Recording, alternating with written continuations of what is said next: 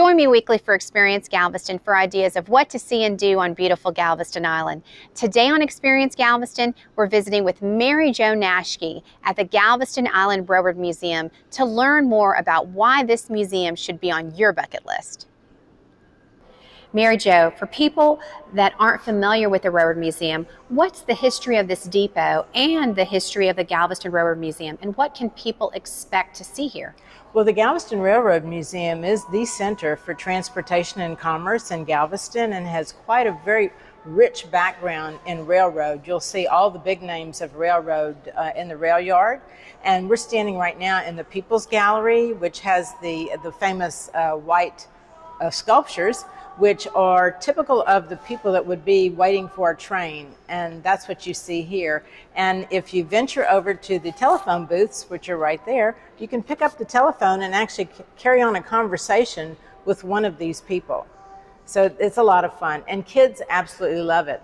What we have in process now for people who want to see are some of the sculptures are being restored over here in the corner, and we're doing it out here where people can see what it takes to do it, because that's a whole other process of historical preservation.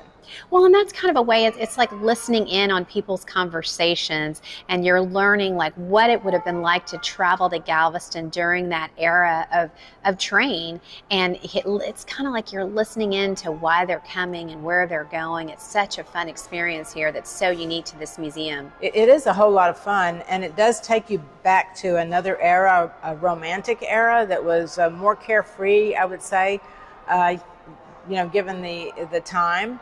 And what's new at the museum now is they're adding exhibits, like we have a Pullman Porter exhibit. Pullman Porters were these fantastic people that served in the dining cars and made sure that if you spent the night on the train, you were very comfortable. And now we've segued from that type of rail travel to Amtrak, who still has porters on the trains, and chefs and bartenders, just like the days of old, except it's just a little more modern. So what you see reflected here is the type of clothing that was worn, the styles, and also what people are doing. There are different vocations here, which you can see, military, someone playing tennis, a schoolgirl, businessmen. It's all reflective of what was happening in this golden age.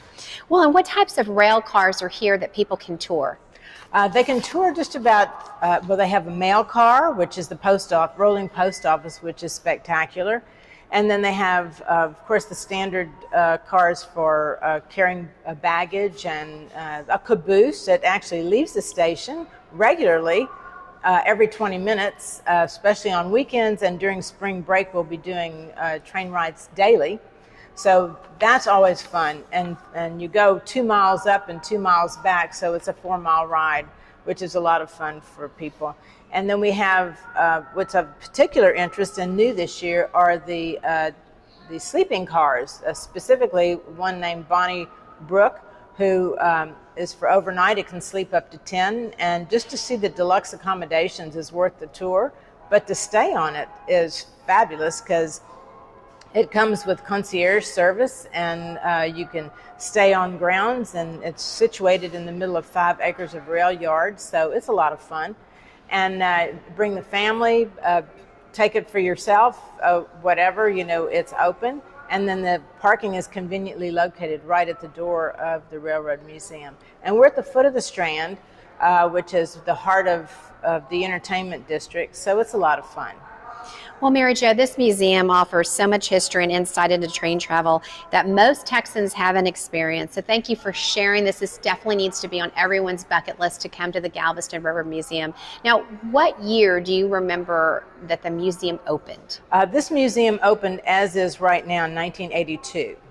And before that, it was a functioning rail train depot. And this has actually been here since the 1800s, and it was a primary position for railroads. So it has a unique relationship with the Port of Galveston, and also for a lot of the businesses that are surrounding, including Dole, the pineapple company. They transport by rail their fruits from their ship out. So the rails are still active. Well, thanks so much, and we need to put this on everyone's bucket list to come by the Galveston Railroad Museum and see and learn more about this important mode of transportation. Thank you. Thank you for joining me for Experience Galveston. Remember to submit your ideas to I-45 Now and Galveston Now, and find us on Facebook, Instagram, and on YouTube.